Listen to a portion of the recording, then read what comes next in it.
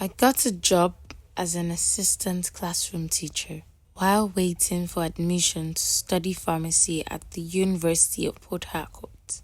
One evening after work, I decided to visit my friends. They had been complaining that ever since I got the job, I had abandoned them. Determined to prove them wrong, I made sure to clear my desk early.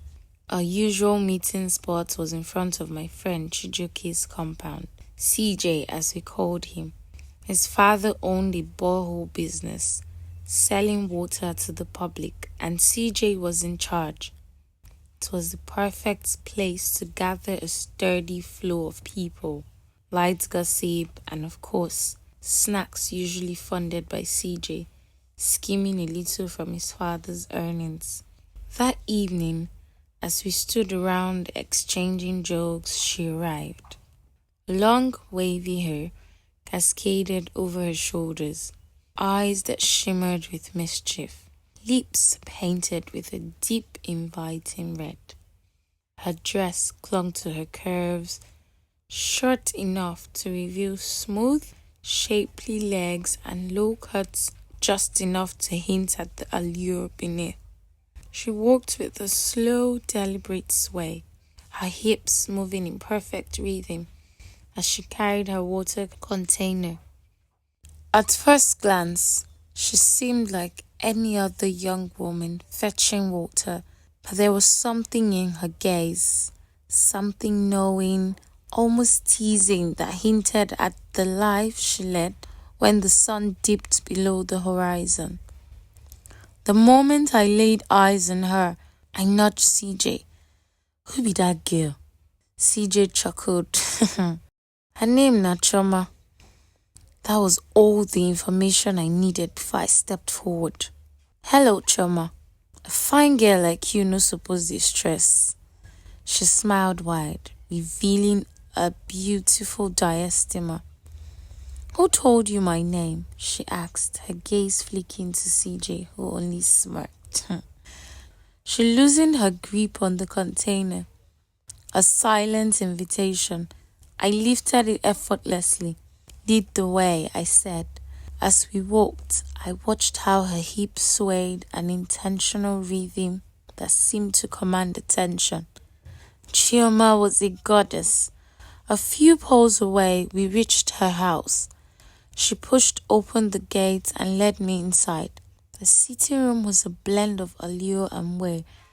Dim, warm, light casting soft shadows over deep red and gold decor. Plush but slightly worn velvet cushions rested on an overstuffed sofa. The air carried a heady mix of perfume, cigarette smoke, and something untraceable yet heavy. A large ornate mirror hung on the wall, reflecting the flicker of scented candles on a cluttered coffee table. Lipstick-stained glasses, a half-empty bottle of cheap wine, pack of cigarettes. The walls were adorned with seductive art, some edges fading, whispering stories of the past. High heels lay carelessly near the door. A silk robe draped over the couch, as if recently discarded. The room invited you in, but it never truly belonged to anyone. Sit down, Choma said with her voice smooth. I sank into the couch, its arms swallowing me in comfort. You take soft or gin? I opted for water. She smiled, pouring herself red wine and placing a small bowl of groundnuts between us. We talked, peeling back layers of our lives. The conversation was easy, unforced, deepening between laughter and quiet moments of understanding. Then, a knock at the door. An older man stepped in, nodding respectfully. Madame, he greeted, handing her some cash before placing what looked like a set of bus keys on the table. Choma gave a curt nod, pocketing the money.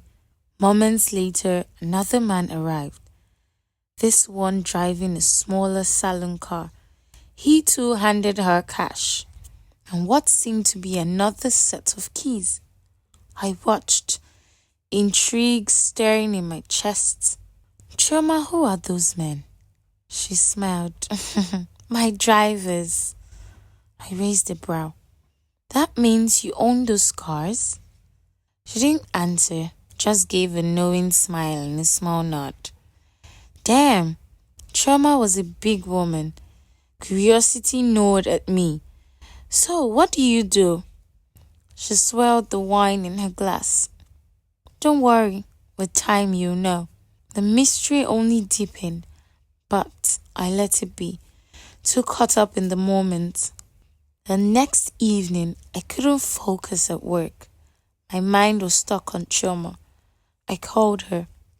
She answered immediately, her voice joyful and teasing. How's my intelligent man doing? That was all the encouragement I needed. I freshened up, threw on my favorite denim jeans and white sneakers, and set out to see her. The moment she opened the door, she flung herself at me, pressing against me with reckless abandon. Have you eaten? She asked. She served me steaming yam and egg sauce with a bottle of wine. She was a goddess and a damn good cook. We played a game of words. The loser had to drink a cup of wine. As the game went on, she kept losing and soon she was tipsy. Her laughter soft and inviting. Again, her drivers came in, handing her money and keys. Again, she ignored a particular call. The scene was repeating itself, but I didn't care. She was beautiful, wealthy, and in my mind, she was mine. That night, as the wine flowed and laughter filled the air, something unspoken, both undeniable, simmered between us. She leaned in first, her breath warm against my lips. I closed the space between us. The kiss was deep, urgent. We stumbled towards the bedroom, lost in a haze of drunken hunger. Clothes disappeared, hands explored. Our bodies molded together in fiery passion. That night, we drowned in each other. The next evening, I arrived at her compound, eager to see her again. A black Jeep was parked outside. A pair of expensive men's shoes sat neatly at the entrance. My stomach twisted. I knocked, no response. Yet, behind the closed doors, I heard voices, soft laughter, the unmistakable creak of a bird. I stepped back, my heart hammering. I dialed her number.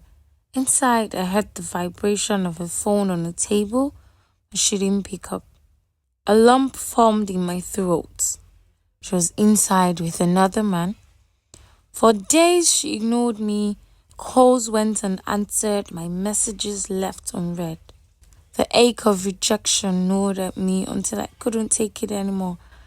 I went straight to CJ. Chioma, you mean you know Sabi? He laughed dryly, shaking his head. That girl now well known as Shao for town. I felt my world tilt. No, it couldn't be true. CJ continued, oblivious to the storm inside me. She fine, she sabi cook, she go make you feel special. But she no fit stop that business. It don't tey wey she dey do am. I wanted to deny it. But deep down, I had seen the signs, just hadn't wanted to believe them. Yet, despite it all, I still wanted her. A week later, she called. Baby, please come, she whispered. I need to see you. That night, I sat in her living room, my fists clenched, my heart pounding. Tell me the truth, Chioma. Who are you? She exhaled slowly.